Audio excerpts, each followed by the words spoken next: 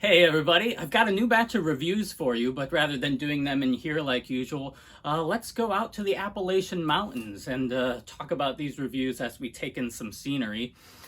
Specifically, the mountains of Asheville, North Carolina, which is the Blue Ridge Mountains, and that is black bear country, so it might be very important for us to test while we're out there if death metal can protect us against bear attacks. And if the death metal fails us, we've also got bear mace and also a bear horn. And I've seen Cocaine Bears, and I'm pretty sure that's a documentary, so I know what to expect. So let's go see what happens. Will we die a violent death or what? Let's go find out.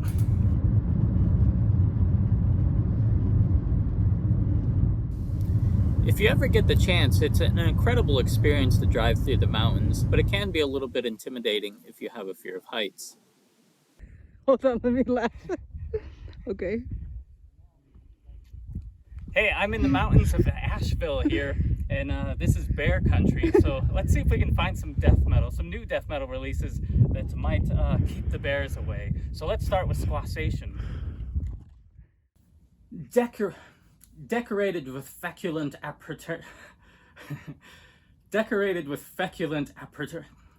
So I love that we've returned to death metal's golden age of using a thesaurus for our brutal death metal lyrics, not unlike what Suffocation did with Effigy of the Forgotten. But this album is called Decorated with Feculent I'm going to reach out for a Google assist on how to pronounce this one. Appurtenances. Very good, that's what the album's called. This is the debut full-length by American brutal death metal band Squassation. Their 2024 demo is one of my favorite releases from that year, so this was one of my most anticipated releases of 2025. It is a refreshingly excellent album from a newer band, but the vocals could maybe be a little lower in the mix, but that's more just a me thing. This is a very good example of brutal death, but I feel like they still have room to develop their identity to differentiate themselves further from the countless of other bands with a similar sound. I like that they experimented a bit more with a closing, doomier instrumental song. That helps add something a little bit more dynamic to the album, but I wouldn't mind more elements of that kind of weaved into the actual album, and I would like if there were some vocals on that instrumental song. So there's some hidden bits at the end of the album too that I won't spoil, but this is a fantastic debut from a quickly rising band and one of the best brutal death metal albums of 2025. How about the new Vile Apparition? I love the debut from Australia's Vile Apparition that came out in 2019. It was fast, brutal, and had a great organic lo-fi production that added a lot of atmosphere. Fast forward to 2025 and they've released this sophomore album, Malignity, through Dark Descent Records. It might be the most brutal album that Dark Descent has ever put out. That raw atmospheric production is gone and has been replaced with a brutal, more polished sound. This one is still awesome, but it's certainly a very different sound, but I appreciate when a band doesn't just repeat themselves. Having a different mix and master can give an album a very different vibe, which is refreshing. This one ups the brutality, but it's also really refreshingly original in parts. The bass work is especially phenomenal here. I love bass leads, transitions, and solos, and this album has plenty of all that going on. There are plenty of guitar solos here too, which never overstay their welcome. Some of the leads sound almost atonal, giving it an uncomfortable feeling that I adore. I'm a person that needs music to continually change to hold my interest, and so if a band plays the same riff for 16 measures, I'll get bored. Vile Apparition have accepted that challenge, and they've packed every song with tons of riffs in quick succession, and when a riff does stay around longer, it's intricate, original, and it has enough variation to hold my interest. I love all the transitions, too. Really, this is just about everything I look for in a death metal album. It's brutal, it's challenging, and perhaps most importantly, it's interesting. How's that new album from the legendary Internal Bleeding?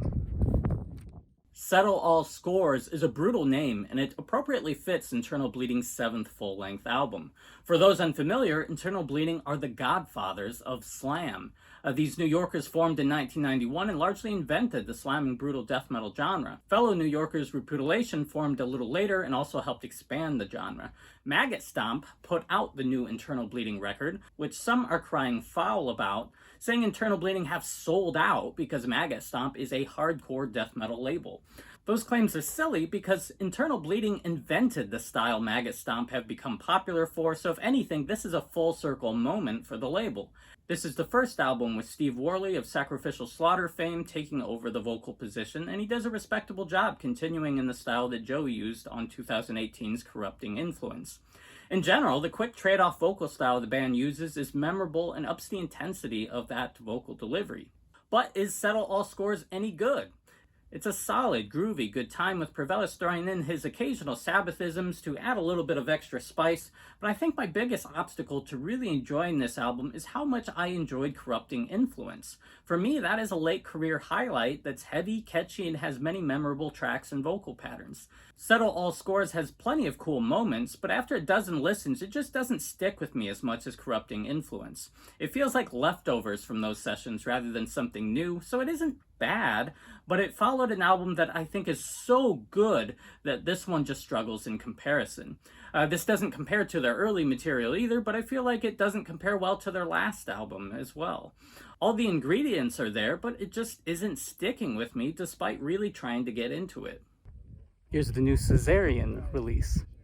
Following a rough but promising rehearsal recording last year, newcomer Caesarean from Pennsylvania have released this debut EP through Horror Pain Gore Productions. This is really great, ugly, raw death metal that actually sounds like a band jamming out. The drums could be a little tighter, but the organic energy helps make up for it. They've got a cool sound going on with a bit of death grind, a little bit of Swedish influence, and a good amount of thrash. The vocals alternate between traditional gutturals and a thrashier howl. This atypical pairing of vocal styles helps Caesarean stand out. There's a ton of potential here. It is worth acknowledging that this is a sick lineup of musicians too, including one of the guitarists from Gridlink. Thrashy death grind is one of the freshest things I heard last year, so let's keep it going. Next, let's check out the unfortunately named new Anal Stabwound album. The latest release from brutal death prodigy Inoculation gets more adventurous with its broad musical palette compared to earlier releases from this knife to butthole endeavor. The dual vocal approach here works really well, which alternates between a brutal gurgle and an almost Predator-esque croak. There's a lot of experimentation here that elevates the material to something unique, with everything from odd time signature changes, unorthodox riffing, and tempo changes demonstrating Nico's process not only as a multi-instrumentalist, but as a composer too. There are definitely plenty of parts that remind of Defeated Sanity as well, and that's always a good thing in my book. This is a release that rewards repeated listens, and if not for calling this project Anal Stabwound, I think this project would quickly become a more widely celebrated act. I hope Nicol continues to explore and push the boundaries of what brutal death metal can be.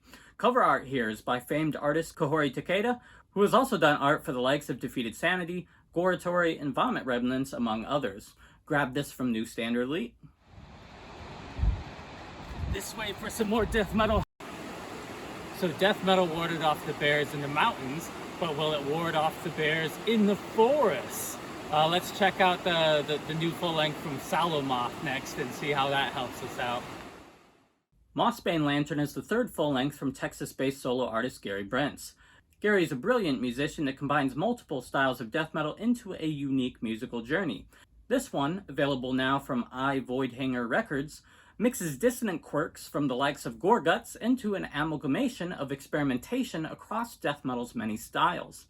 Fans of stuff like the band Dead and Dripping, so not the bands Dead and Dripping, but Dead and Dripping, would likely get a lot of mileage out of this. This one is faster than many of the earlier records by Sallow Moth, and so I honestly miss some of those kind of slower, doomier, almost more contemplative passages and grooves that let me trance out a bit more on their earlier material.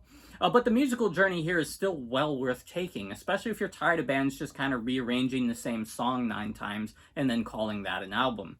There are many vocal styles applied here depending on the color of the musical palette as well, so that keeps things exciting. It can be beautiful, mathy, and brutal all at different moments, and sometimes even at the same moment. My only real complaint is the programmed drums. Since the tempos here are fast, the programmed drums become something that detracts from the music instead of amplifying it. However, I believe Gary has recruited a live drummer for their next album, so I'm really excited about that.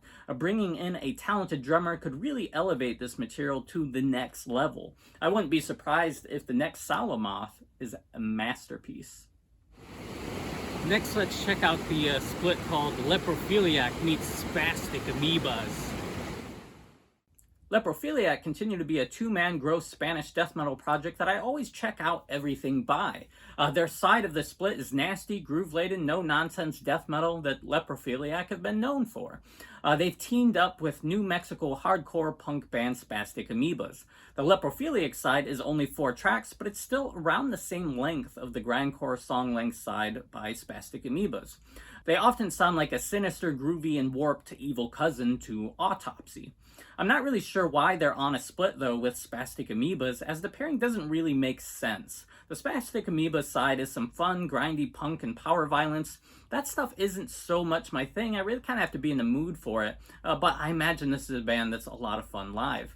The goofiness and vocals remind me a bit of Macabre. This is a weird split, and I'm not really sure how much these two bands appeal to the same group of listeners. But you can grab this split from Kentucky-based label Backwoods Butcher Records, even if there's no guarantee that you'll like both sides of it.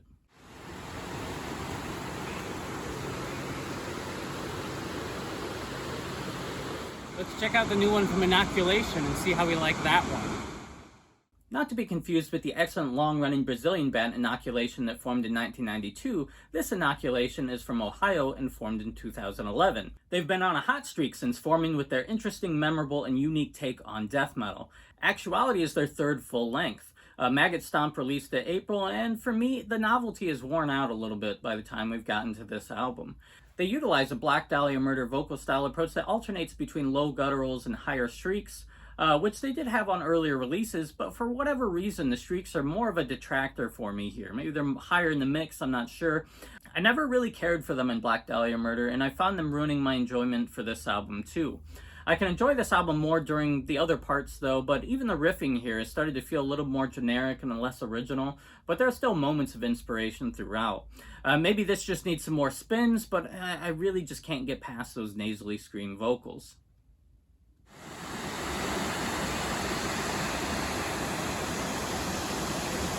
Let's see if the comeback album from Dysentery is any good. Dysentery are a classic slamming brutal death metal band from Massachusetts that formed in 2002. Dejection Chrysalis is their first full length in 10 years. It's a solid jam with good production, but probably nothing you haven't heard before if you listen to a lot of slam. If you just need some breakdowns to smash some reps at the gym, this will certainly get the job done, but for me, I just kind of imagine all the young kids crowd killing to this stuff, and it kind of kills my enjoyment of it a little bit. So I guess at this point, just hearing stuff that's so breakdown centric, it just gives me that old man yelling at the clouds kind of moment. But I also kind of struggle with slam some because I feel like slam riffs just don't hit as hard without the contrast of more non-slam riffs. But I can definitely use this when I'm just looking for a bunch of breakdowns, looking to get a few more reps in at the gym. And so if that's really your jam, Comatose Music put this out a couple months ago. And jamming this album is certainly a lot better than Dying of Dysentery.